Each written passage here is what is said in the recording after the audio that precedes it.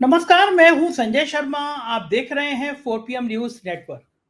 रोज show करता हूं अभय दुबे जी के साथ। देश के जाने माने पत्रकार एबीपी चैनल पे रोज आप देखते हैं। अभय दुबे जी से मैंने पूछा कि अभय जी, लगातार कश्मीर में हमारे बहादुर सैनिक मारे जा रहे हैं, देश में भयंकर बाढ़ आई हुई है, लोग प्रभावित हैं, मणिपुर जल रहा है, बाबा की भगदड़ में सैकड़ों लोग मर गए हैं, सरकार पर्दा डाल रही है, नीट के चक्कर में लाखों नौजवान छात्र परेशान हैं, और प्रधानमंत्री जी रूस में गाना गा रहे हैं, सिर पर लाल टोपी रूसी फिर भी मेरा दिल है हिंदुस्तानी। प्रधानमंत्री को शायद कोई चिंता ही नहीं है, कोई इन विषयों पे बात ही नहीं करना चाहते। उत्तर प्रदेश के कृषि मंत्री कह रहे हैं कि दाल 100 रुपए से महंगी है ही नहीं। आप सोचिए कितना नाकारा सवाल है, कितना नाकारा जवाब है। पत्रकार पूछ रहे हैं और कृषि मंत्री कह रहा है कि दाल 100 रुपए से महंगी है ही नहीं। ये कृषि मंत्री हैं उत्तर प्रदेश के। ऐसे तमाम सवाल मैंने पूछे और मैंने पूछा कि राहुल गांधी मंदिर जाते हैं तो भक्तों को मिर्ची क्यों लगती है। बहुत शानदार बातचीत है अभय दुबे जी के साथ। पूरा वीडियो सुनिएगा और फिर चैनल को ज्वाइन और सब्सक्राइब जरूर कीजिएगा।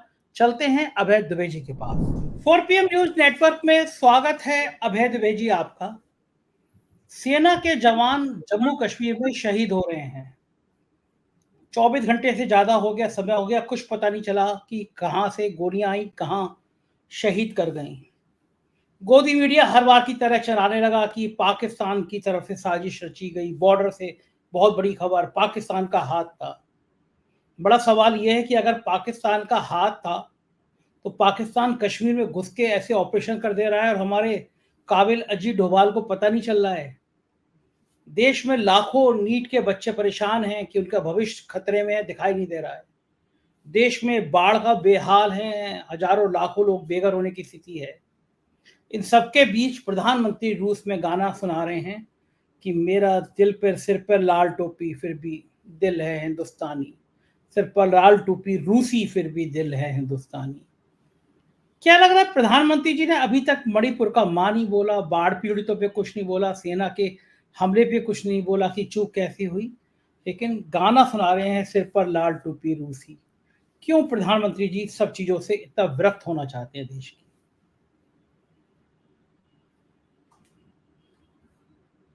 लोग पहले भी इस चीज को देख चुके हैं। जब भी कोई नेता सुशासन नहीं दे पाता और वो देश के अंदर समस्याओं में घिरा होता है, किसी सवाल का जवाब देने के लिए तैयार नहीं होता, उसके पास कोई नीति नहीं होती किसी समस्या को हल करने की, कि उस वक्त वो जिस चीज का सहारा लेता है वो है विदेश नीति। और विदेश नीति में भी वो सोच समझकर होशियारी के साथ में एक ऐसे मुकाम पर जाने की कोशिश करता है जो उसके लिए एक सॉफ्ट स्पॉट हो। तो इस वक्त रूस जो है वो नरेंद्र मोदी के लिए एक सॉफ्ट स्पॉट है। अमेरिका आप जा नहीं सकते, अमेरिका में इस वक्त जंग छिड़ी हुई है, चुनावी जंग छिड़ी हुई है अमेरिका में। तो पिछली चीन के बार तो साथ उन्होंने कहा था, अब की बार ट्रम्प सरकार के नारे लगा के आए थे हाँ प्रधानमंत्री। जी जी जी, उस प्रधानमंत्री नारा लगा के आए थे, ट्रम्प हार गए थे चुनाव में। तो वो सॉफ्ट, अमेरिका सॉफ्ट स्पॉट का काम नहीं दे सकता। इसी तरीके से चीन भी सॉफ्ट स्पॉट का काम नहीं दे सकता, क्योंकि चीन ने तो वहां पर बंकर खोदने शुरू कर दिए हैं। अब चीन ने जो भारतीय सीमा में अतिक्रमण किया है वहां पे बंकर खोदने शुरू कर दिए हैं, और कांग्रेस के प्रवक्ता लगातार इस ओर ध्यान दिला रहे हैं, लेकिन सरकार के कान पे जू नहीं रेंग रही है। तो चीन भी सॉफ्ट स्पॉट का काम नहीं कर सकता। तो केवल अब सॉफ्ट स्पॉट क्या रह गया है? आप नेपाल जाएंगे, भूटान जाएंगे, श्रीलंका जाएंगे, उससे बात बनेगी नहीं, क्योंकि वो नेपाल, भूटान और श्रीलंका कोई विदेशी नहीं मानता। वो तो ये मानता है कि तो भारतीय उपमहाद्वीप के ही हिस्से हैं, अलग अलग स्वायत्त देश हैं अपने, उनके पास अपनी सरकारें हैं, लेकिन उसको ऐसा कोई ही नहीं मानता कोई विदेश गए। तो वो रूस चले गए, और रूस जाकर अब रूस में जो डायस्पोरा है वो इतना बड़ा डायस्पोरा नहीं है जितना बड़ा डायस्पोरा अमेरिका में दिखाई पड़ता है, या मान लीजिए ब्रिटेन में डायस्पोरा दिखाई पड़ता है। तो ऐसी स्थिति में 50, 60, 70 लोग खड़े हो जाते हैं और वो टीवी का कैमरा उसको दिखाने लगता है। वो बिल्कुल एकदम रटे हुए अंदाज में, जैसे रिहर्सल करके आए हों, उस तरीके से वो नारे लगाते हैं। और प्रधानमंत्री उनके सामने भाषण देते हैं कि पिछले 10 साल में उन्होंने इस देश को बदल दिया। आप उस 10 साल को तो छोड़ दीजिए, ठीक आज ही के दिन 9 तारीख को पिछले महीने उनकी सरकार ने शपथ ली थी, प्रधानमंत्री ने शपथ ली थी 9 तारीख को। 30 दिन हो गए पूरे, 1 महीना पूरा हो गया है उनकी सरकार को। आप इस सरकार के किसी समर्थक से पूछ लीजिए, इस सरकार के किसी प्रशंसक से पूछ लीजिए कि क्या पिछले 30 दिन में एक भी कोई घटना ऐसी हुई है, एक भी ऐसा कोई कदम हुआ है जो इस सरकार के लिए सकारात्मक रहा हो। मैंने तो अपने राजनीतिक जीवन में ऐसी कोई सरकार नहीं देखी जो अपने उद्घाटन क्षण से ही अलोकप्रिय होने के लिए अभिशप्त हो। ये स्थिति है इस सरकार की। तो मोदी जी का ये जो अब आप इसका माहौल कितना बदल गया है। आज सवेरे जब मैं अखबार पढ़ रहा था, मैं कई अखबार रोज सवेरे पढ़ता हूँ, तो हिंदी का अखबार भास्कर पलट रहा था, तो भास्कर के पहले पन्ने पे भी रूस दौरे की खबर नहीं थी। अंदर देखा, अंदर भी रूस दौरे की खबर नहीं थी, और पन्ने पलटे और भी रूस दौरे की खबर नहीं थी। एक और पन्ना पलट दिया, स्पोर्ट्स पन्ना भी पलट दिया, फिर भी प्रधानमंत्री के रूस दौरे की खबर नहीं मिली। भास्कर का अंतिम पेज का जो पीछे वाला हिस्सा था, उसमें बिल्कुल नीचे एक छोटी सी डबल कॉलम प्रधानमंत्री के रूस दौरे की खबर थी। मेरी पत्नी ने मेरा ध्यान इस ओर दिलाया कि ये खबर तो यहाँ पड़ी हुई है, इस ओर यहाँ पर। मुझे भी बड़ा ताज्जुब हुआ, भाई देश का प्रधानमंत्री रूस गया है, उसकी खबर हिंदी के सबसे ज्यादा बिकने वाले अखबार में, जो कि टाइम्स ऑफ इंडिया से भी कई गुना ज्यादा बिकता है, उसके अखबार में वहां पड़ी हुई है। कभी दूसरे अखबारों में चेक करो तो किसी अखबार में पहले पन्ने पे भी थी खबर, लेकिन बहुत छोटी छोटी खबर है। आप इससे अंदाजा लगाइए कि प्रधानमंत्री ये जो वहां कर रहे हैं, दरअसल हिंदी का जो भारत का जो प्रिंट मीडिया है, प्रिंट मीडिया ने भी इसको कोई प्राथमिकता नहीं दी है, कोई तरजीह नहीं दी है, क्योंकि सब लोग जान गए हैं कि ये विदेश नीति का एक सॉफ्ट स्पॉट उन्होंने छांटा है। हिंदुस्तान की राजनीति में इंटरनल पॉलिटिक्स से जो उन्हें चुनौती मिल रही है, जबरदस्त चुनौती मिल रही है, हर क्षेत्र में चुनौती मिल रही है, मणिपुर में चुनौती मिल रही है, कश्मीर में चुनौती मिल रही है, बाढ़ के क्षेत्र में चुनौती मिल रही है, पेपर लीक के सवाल में चुनौती मिल रही है, हाथरस के सवाल में चुनौती मिल रही है, तमाम जगहों पर चुनौतियां मिल रही हैं। इन चुनौतियों से बच के प्रधानमंत्री रूस भाग गए, और रूस में जाकर पुराने जो शेखियां उनकी बहुत पुरानी पड़ चुकी हैं कि हमने 10 साल में इस देश को बदल दिया है, इस प्रकार की बातें कह रहे हैं, जिन बातों पर उन्हें खुद भी यकीन नहीं होगा। अगर उन्हें खुद भी यकीन होता तो वो कम से कम संसद में इस बात को जोरदारी के साथ कहते। संसद में भी उन्होंने, अब देखिए, पहले ही एक शब्द बोलते थे, अमृतकाल बोलते थे। आपको याद आए शब्द? बहुत लंबा टाइम हो गया, याद भी नहीं, बहुत महीनों सालों हो गए। पिछली बार कब सुना था? अमृतकाल शब्द भी खत्म हो गया। क्या भारत अमृतकाल में नहीं रह गया? चुनाव में जैसे ही आपको बहुमत नहीं मिला, वैसे ही भारत अमृतकाल में नहीं रह गया। देखिए, माहौल बिल्कुल बदल चुका है, और इस बात को जो स्वीकार नहीं करेगा, वो भले ही अपने आप को मुगालते में रख ले, शुतुरमुर्गी रवैया अख्तियार कर ले, लेकिन वो अपने पैरों पर, अपने संगठन के पैरों पर, अपनी पार्टी के पैरों पर, अपनी सरकार के पैरों पर कुल्हाड़ी मारेगा। रूस में जाकर, मॉस्को में जाकर इस प्रकार की बातें करने का कोई महत्व नहीं है। और व्लादिमीर पुतिन ऐसे नेता नहीं है जो आज भारत में लोकप्रिय हों।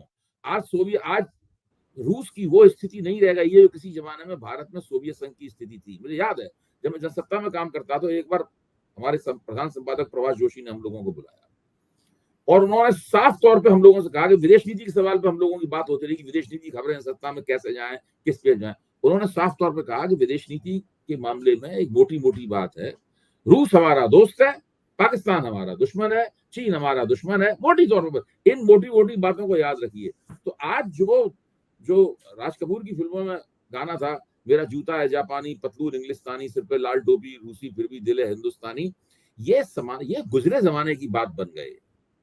ये इस बात का कोई महत्व नहीं है। आप इस तरह की बातें कह के, इस प्रकार के गाने गाकर या इस प्रकार की दावेदारियां कर किसी भी तरह के ब्राउनी पॉइंट्स भारत की जनता के बीच में नहीं प्राप्त कर सकते। भारत की जनता में नरेंद्र मोदी के खिलाफ प्रतिदिन एंटी इनकम्बेंसी बढ़ रही है। इस बात को मैं बार बार कह रहा हूं। लोग सोच रहे होंगे ये कहाँ की हाँक रहा है। मेरा तो मानना है कि अभी सर्वे करा लीजिए, आपको पता लग जाएगा कि विपक्ष और विपक्षी नेता राहुल गांधी का ग्राफ कितना ऊंचा जा रहा है और इनका ग्राफ कितना नीचे जा रहा है। अच्छा, आपने कहा कि मीडिया की बात कही कि भास्कर के अंदर के पन्ने पे था मीडिया का, लेकिन हाल अभी भी चल रहा है। आज तक चैनल पे मणिपुर की लेकर आलोक शर्मा कांग्रेस के प्रवक्ता थे, और आलोक शर्मा ने कल उनकी एंकर रंजना ओम कश्यप को इतनी बुरी तरह फटकारा, ऊपर चल रहा था कि मणिपुर का राहुल का सियासी ड्रामा, इस तरह की कोई भाषा लिखी हुई थी। आलोक शर्मा ने कहा कि आप लोग ये भाषा कौन सी इस्तेमाल कर रहे हैं। रंजना कुश ने कहा कि हाँ, हमने आपके कहने से पहले हटा दी वो लाइन। लेकिन आप तो जानते हैं, आप टीवी चैनल में रहे हैं, कोई लाइन लगाने से पहले बहुत विमर्श होता है कि अगर कोई डिबेट चल रही है तो ऊपर कौन सी लाइन जाएगी, नीचे कौन सी लाइन जाएगी। तो आलोक शर्मा फालिन हुए कि ये राहुल का ड्रामा और राहुल का दर्द, सियासी ड्रामा, सर सारे जो जोशी जी शायद प्रधानमंत्री कार्यालय से बताते हैं, लोग कहते हैं ऐसा, क्योंकि मैंने देखा अंबानी के चैनल पे भी वही सेम लाइन लिखी थी, सियासी वेदना या ड्रामा। आज तक पे तो लाइव जब आलोक शर्मा ने धोया तो अंजना कश्यप ने कहा नहीं हमने आपके कहने से लाइन हटा ली गई थी। सोशल मीडिया पे बहुत ट्रोल हो रहा है कि ये चैनल बचे हैं या फिर एकदम ही इन्होंने सुपारी ले ली है कि हम भक्तों से भी एक कदम आगे हो जाएंगे।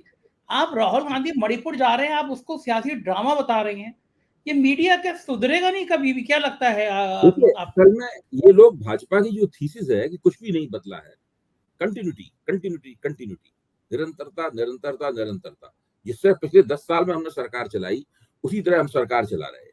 तो इसी थीसिस को गोदी मीडिया के चैनल आगे बढ़ा रहे हैं। अब दिक्कत की बात यह है कि उन्हें ज्यादा पहले के मुकाबले ज्यादा प्रभावी से आलोक जी ने प्रतिरोध किया, वहां पर आवाज उठाई, काफी प्रभावी प्रोटेस्ट का उन्हें सामना करना पड़ रहा है। मैं तो मानता हूं कि इस बार मतदाताओं ने आधा काम किया है। आधा काम, मैं बार बार इस बात को कहता हूं, आधा काम वो अगले चुनाव में करेंगे, बचा हुआ काम अगले चुनाव में निपटा देंगे। क्योंकि अगर ये चाहते हैं कि मतदाता बचा हुआ काम अगले चुनाव में ना निपटाएं, तो इन्हें अपनी पूरी नीति को बदलना पड़ेगा, अपने स्वर को बदलना पड़ेगा, अपने लहजे को बदलना पड़ेगा, अपने पूरे रवैये को बदलना पड़ेगा। इसके लिए ये अभी आज की तारीख में तैयार नहीं है, लेकिन मेरा मानना यह है कि जल्दी ही ये तैयार हो जाएंगे। क्योंकि मुझे जो खबरें मिल रही हैं, ये केवल राहुल गांधी तो इनका विरोध करेंगे ही करेंगे, लेकिन इनके अंदर से बहुत विरोध है, अंदर से बहुत बड़ा विरोध है। कि राष्ट्रीय स्वयंसेवक संघ का भी रांची के अंदर एक कॉन्फ्रेंस हुई थी बहुत बड़ी, उनकी सांस्कृतिक लंबे पहले से तय थी। उसके अंदर मुझे पता चला है कि तमाम लोगों ने जो मोदी सरकार के लिए रिपोर्टिंग की है वहां पर राष्ट्रीय स्वयंसेवक, उसमें मोदी सरकार, इसमें एनडीए सरकार की रिपोर्टिंग की है, भारतीय जनता पार्टी की रिपोर्टिंग की है, उसमें इनकी हालत बहुत खराब बताई गई है। जनता के बीच में लोकप्रियता का मामला तो कोई कहीं कुछ है ही नहीं, काफी बुरी हालत में। देखिए, जो मतदाताओं को लगा, उन्होंने 4 तारीख तक का फैसला मतदाताओं का आ गया, लेकिन अभी मतदाताओं को बार बार अपना फैसला देना है और बार बार वो भारतीय जनता पार्टी उसकी कसौटी पे कसी जाएगी। कहीं राहत की सांस नहीं है इनके लिए। अब रूस गए हैं, एक छोटा सा सवाल, बिल्कुल छोटा सवाल मैं आपके सामने भी रखता हूं, आप भी दूसरों के सामने रखिए। भारत और रूस संबंधों में सबसे बड़ा भारतीय अर्थव्यवस्था के लिए एक सकारात्मक बात पहले ये मानी गई थी कि जो उनसे समझौता हुआ था उसमें सस्ता तेल कुछ भारत को मिला था, विश्व बाजार के मुकाबले अपेक्षाकृत सस्ता तेल भारत को मिला था। तो सवाल यहां उठना स्वाभाविक है, जब आपको सस्ता तेल मिला तो भारत में तेल सस्ता क्यों नहीं हुआ? पिछले 1.5 साल से भारत में तेल सस्ता नहीं हुआ है। फिर रूस से आपके संबंधों का और सस्ता तेल मिलने का फायदा क्या हुआ? ये सारे के सारे सवाल उठेंगे और हर सवाल का इन्हें जवाब देना पड़ेगा। अब इस बार तो रूस चले गए, वो एक सॉफ्ट स्पॉट था, वहां जाकर अपने भाषणबाजी कर रहे हैं। जो एक बचा कुचा छोटा मोटा डायस्पोरा वहां पे है, उस डायस्पोरा से बातचीत कर रहे हैं और वहां पे इस तरह की बातें कर रहे हैं कि हमने पूरे देश को बदल दिया। लेकिन इस तरह के सॉफ्ट स्पॉट इनके लिए विदेश नीति के दायरे में भी ज्यादा नहीं बचे। हाँ ठीक है, कब तक ऐसी कहानियां बताएंगे और कहानियां सुनाएंगे प्रधानमंत्री जी। इधर राहुल गांधी इनकी नाक में दम दिए हुए हैं। आज वो रायबरेली अपने निर्वाचन क्षेत्र में आए, सबसे पहले हनुमान जी के मंदिर में जाके हनुमान आरती करी उन्होंने। अब वो राहुल गांधी जब मंदिर में जाते हैं तो पूरे भक्तों की टोली को मिर्ची लग जाती है कि राहुल गांधी मंदिर में कैसे चले गए। तो ये तो जो राहुल की पॉलिटिक्स है कि मुद्दों पे, जो जनहित के मुद्दे हैं उन पे जाना, असम में जाना, मणिपुर में जाना, वहां गए तो मंदिर में चले जाना, दर्शन करेगा। बीजेपी को राहुल गांधी के वाकई में लोहे के चने चबा रहे हैं। देख, बीजेपी की मुश्किल क्या है? बीजेपी की मुश्किल यह है कि विपक्ष का नेता कैसा होना चाहिए इसके बारे में कोई विचार, आइडिया नहीं है इनको, कोई ध्यान नहीं है। इन्हें नहीं पता है कि विपक्ष का नेता कैसा होना चाहिए, क्योंकि ये खुद भी विपक्ष की भूमिका 10 साल तक इन्होंने बहुत बुरे तरीके से निभाई। अटल बिहारी वाजपेयी के जमाने की भाजपा छोड़ दीजिए, वो तो लंबे अरसे तक पहले जनसंघ और भाजपा विपक्ष में रहती थी, तो वो लोगों, उन लोगों के पास विपक्ष की भूमिका निभाने का एक मुहावरा था। लेकिन 10 वर्ष जो यूपीए सरकार के मनमोहन सिंह सरकार का कार्यकाल था, उसमें भारतीय जनता पार्टी ने विपक्ष की भूमिका इस तरह से निभाई कि सारे के सारे भारतीय जनता पार्टी के विपक्षी नेता उनके कार्यकर्ताओं की निगाह में ही अलोकप्रिय हो गए थे। उसी कारण नरेंद्र मोदी को आने का मौका मिला। अब 10 साल के अंदर विपक्ष कमजोर रहा, ये विपक्ष को जैसे चाहे धौंसियाते रहे, बुली करते रहे, दबाते रहे, दमन करते रहे, गिरफ्तारी करते रहे, गालियां देते रहे, मखौल उड़ाते रहे। अब असली बार इन्हें विपक्ष को देखने का मौका मिल रहा है कि विपक्ष होता कैसा है। जितनी खिल्ली, जितना उपहास नरेंद्र मोदी का पिछले इस संसद के पहले सत्र में उड़ाया गया है, उतना पूरे जीवन में कभी नहीं उड़ाया गया। सामने उड़ाया, मुंह पे उड़ाया गया। अब उनके मुंह पे उड़ाया गया। आप बैठे बैठे उसको सुनने के लिए मजबूरी में आपको सुनना पड़ेगा, आप कुछ नहीं कर सकते। यहाँ तक लोकसभा में पूरा भाषण इनका बहुत ही बचाव वाला रक्षात्मक किस्म का भाषण था। तो ये इनकी स्थिति है और ये धीरे धीरे करके इनकी समझ में आएगा।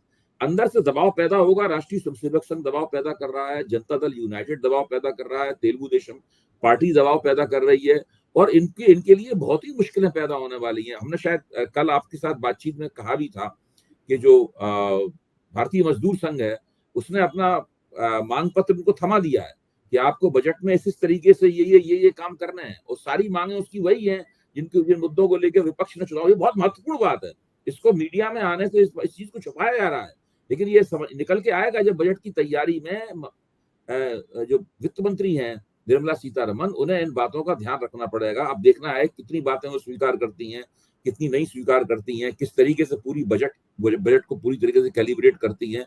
नरेंद्र मोदी की सरकार तरह तरह के तनावों और अंदेशों की शिकार है। अभय जी, एक तनाव और बढ़ गया जब वहां पे एक शहीद की मां ने कहा कि अग्निवीर योजना बंद होना चाहिए।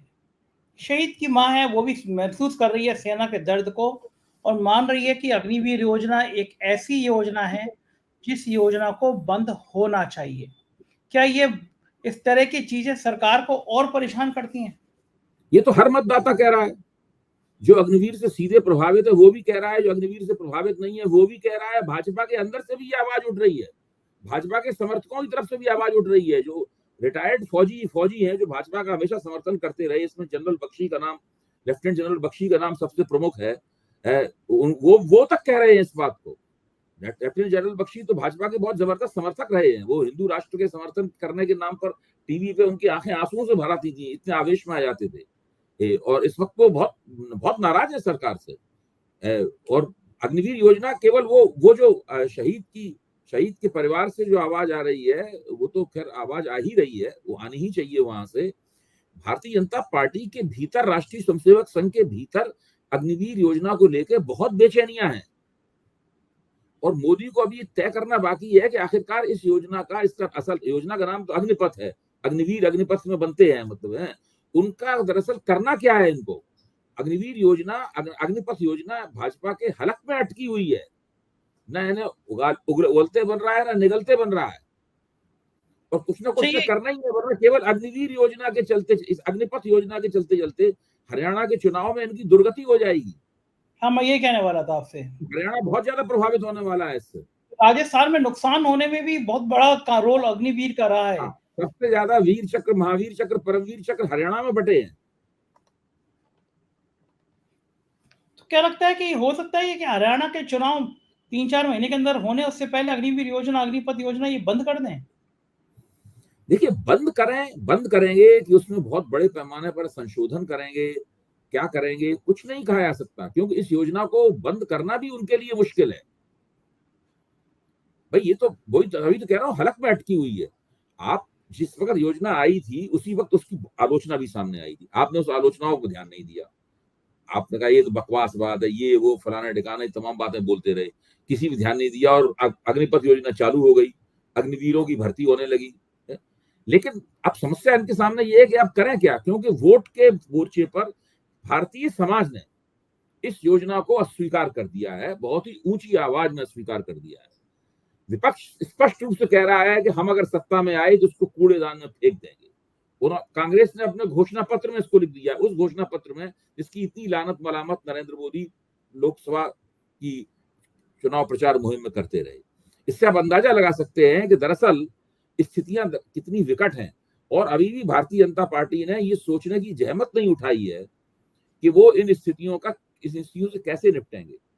ये वही नरेंद्र मोदी है जिन्होंने संसद में एक बार कहा था मनरेगा को लेकर कि ये मनरेगा कांग्रेस की बेकार की योजना है, ये ढोल मजीरे लेकर मैं इसको खूब बजाऊंगा, लेकिन इसको मैं न मरने दूंगा न जीने दूंगा। कुछ मुगले आजम जैसा डायलॉग उन्होंने वहां बोला था। इस योजना को ना मैं मरने दूंगा। अब विवेक देबरॉय जो उनके मुख्य आर्थिक सलाहकार हैं वो क्या कह रहे हैं, आर्थिक सलाहकार समिति के मुखिया वो क्या कह रहे हैं, एक अर्बन मनरेगा चालू किया जाना चाहिए, मतलब रूरल मनरेगा मजबूत किया जाए, इसकी मांग भारतीय मजदूर संघ ने कर दी है।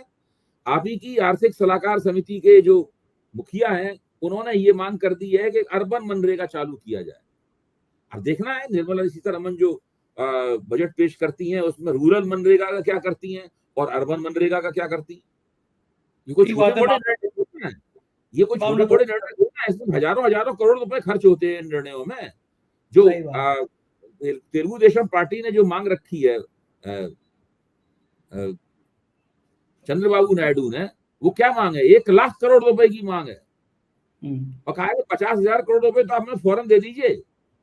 पता नहीं उन्होंने अपने किसी प्रोजेक्ट में बताया मैं उसमें खर्च करूंगा और हमें 50,000 करोड़ रुपए चाहिए वो अपनी राजधानी बनाने के लिए, नई राजधानी बनाने के लिए।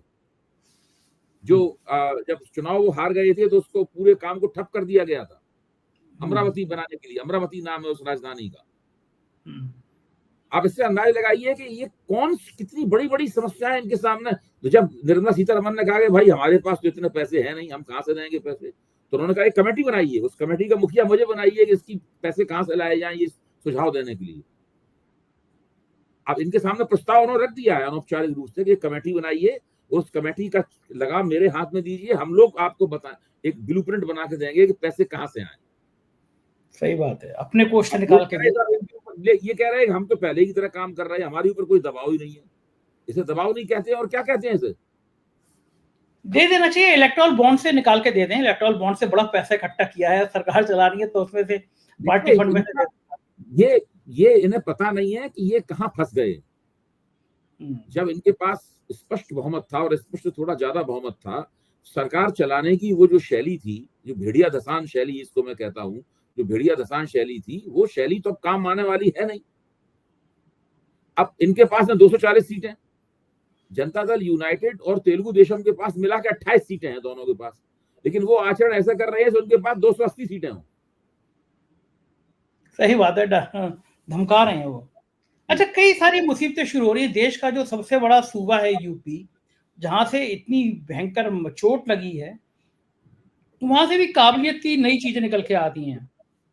यूपी के कृषि मंत्री हैं सूर्य प्रताप शाही, प्रेस कॉन्फ्रेंस कर रहे थे। प्रेस कॉन्फ्रेंस में कह रहे हैं, पत्रकारों के सवाल पे कह रहे हैं आप लोग झूठी खबर चला रहे हैं, कोई भी दाल 100 रुपए किलो से महंगी नहीं है। पत्रकारों ने जब डेट सिखाई कि अरहर की दाल 150-200 रुपए पे जा रही है तो हंसने लगे। आप सोचिए क्या हाल है देश के सबसे बड़े सूबे उत्तर प्रदेश के कृषि मंत्री को ये तक नहीं पता कि दालों के रेट क्या है।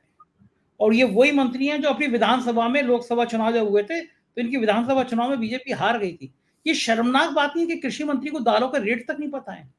देखिए, ये सब जो शर्मनाक शब्द वगैरह जो हैं ये बहुत कम पड़ जाएंगे धीरे धीरे हम लोग इन शब्दों का इस्तेमाल करना बंद कर देंगे, क्योंकि इन शब्दों से किसी आदमी को अगर आप शर्मसार करें तो जिसके पास वास्तव में कुछ होता है वही शर्मसार होता है।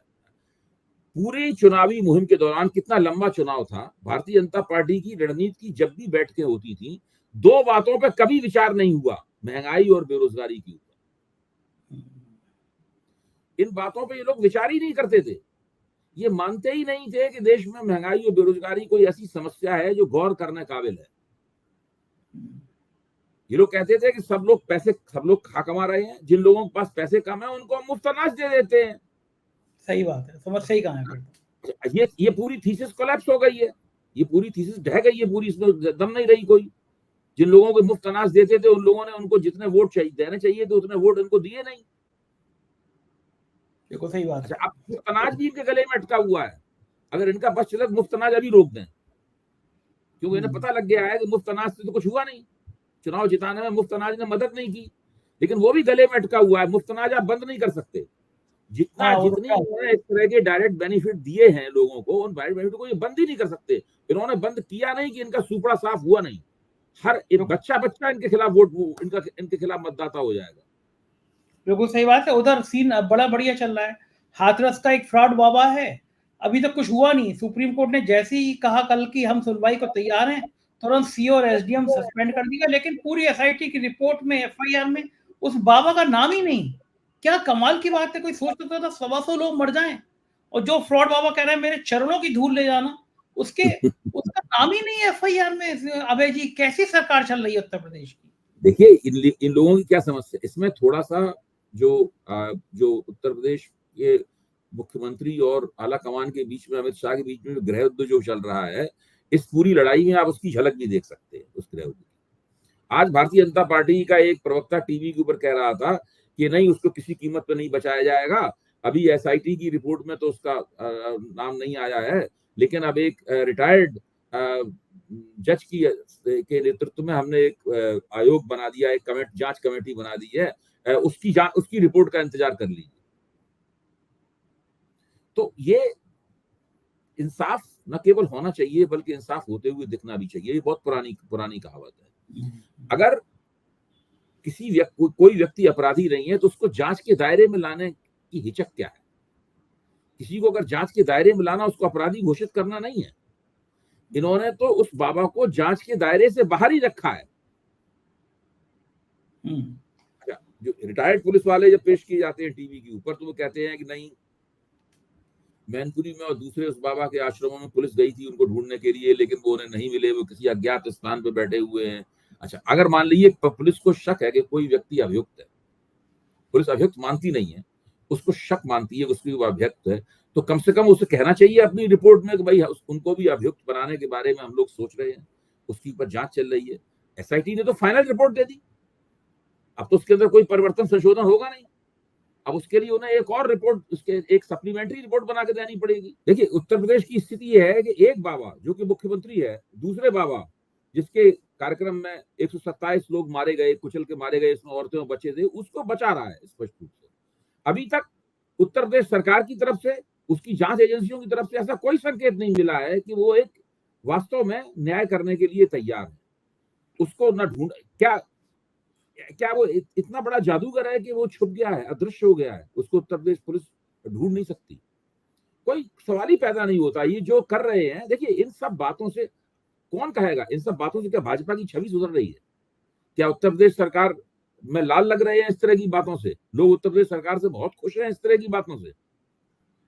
जो नीट में पेपर लीक हुआ है, उससे क्या भारतीय जनता पार्टी की छवि और सुधर गई है? मतलब क्या स्थिति है ये? अभी तो बजट सामने आएगा, तब देखिए इन लोगों का क्या हाल होता है। तो ये क्या अभय जी, इनको समझ में नहीं आ रहा कि 125, 20-30 लोग मर जा रहे हैं और आप बाबा के खिलाफ कुछ कार्रवाई नहीं कर पा रहे, क्योंकि आपको लगता है बाबा एक बड़े वोट बैंक का एक माध्यम होता है, उसको बाबा को हाथ डाला वोट बैंक नाराज हो देखिए, जाएगा? अभी अनुसूचित जातियों ने उत्तर प्रदेश में भारतीय जनता पार्टी के खिलाफ वोट किया और जम के वोट किया। उत्तर प्रदेश में भारतीय जनता पार्टी की दुर्गति हुई है, उसमें अनुसूचित जातियों का वोट इनके खिलाफ पड़ा है। सब लोग जानते हैं, भाजपा भी मानती है, हम लोग भी मानते हैं, आंकड़ा और तथ्य भी यही कहते हैं। अब उसमें इतनी हिम्मत नहीं है कि वो एक बाबा को, जिसके लाखों लाखों अनुयायी हैं, 2.5 लाख लोग तो उसी जहां पर भगदड़ मची थी उसी में मौजूद थे, तो वो इनको लग रहा है कि अगर उसके खिलाफ हमने कोई कार्रवाई कर दी, उसको गिरफ्तार कर लिया या इसका जिम्मेदार ठहराया गया। अब ये थीसिस ही चला रही है कि एक पब्लिक मीटिंग होती है, एक नेता उसमें भाषण देने के लिए जाता है, नेता के जाने के बाद अगर वहां भगदड़ मच जाती है तो उस नेता को कैसे जिम्मेदार ठहराया सकता है? अब देखिए, तो बिल्कुल अलग अलग संदर्भ है। अब मुझे कहीं व्याख्यान देने के लिए बुलाया जाता है, वहां 100-200 लोग, 500 लोग जमा है, वहां के 2 लोगों में झगड़ा हो जाता है, वहां फसाद हो जाता है, तो जाहिर है कि मैं मंच पे बैठा हुआ हूँ, मुख्य अतिथि हूँ, तो मैं उसके लिए जिम्मेदार नहीं हूं। लेकिन ये इस स्थिति में हर चश्मदीद ये कह रहा है कि उन्होंने, जो बाबा ने मंच से ये कहा कि मेरी चरण रज ले लो, आपकी सारी दिक्कतें परेशानियां दूर हो जाएंगी, तो उसी चक्कर में तो सारा कुछ हुआ है। लोग चरण रज लेने के लिए गए, सेवादारों ने उनको जाने नहीं दिया, वहां पर उन्होंने दबाव डाला, भीड़ का दबाव बढ़ता चला गया, सेवादार इतने थे नहीं जो उनको रोक पाते, और उसके बाद में भगदड़ मच गई पूरा का। अच्छा, केवल आयोजकों के ऊपर ठीकरा फोड़ना और छोटे सीओ, थानेदार, एसडीएम, इस स्तर के अफसरों को निलंबित करके आप इस पूरे मामले को निपटा दें, ये कह के सब कानूनन काम हो रहा है, नियमानुसार काम चल रहा है, ये घटना बहुत बड़ी घटना है। इस तरह की घटनाएं सरकारों के चेहरे पर स्थायी रूप से कलंक लगा देती। ठीक बात है, लेकिन कोई देखने वाला नहीं है। कहा जाता है ना कि कुएं में पूरी भांग घुली है, कौन देखेगा? सही बात है, लेकिन जनता तो देखती है ना, वो जनता भाई मुख्यमंत्री, उत्तर प्रदेश के मुख्यमंत्री जो है वो तो अपनी खाल बचाने में लगे हुए हैं। हाँ, ठीक उनको बात लग रहा है कि हर मिनट पे उनके खिलाफ साजिश की जा रही है, और की भी जा रही है, बात भी सही है, इसमें कोई गलत बात भी नहीं है।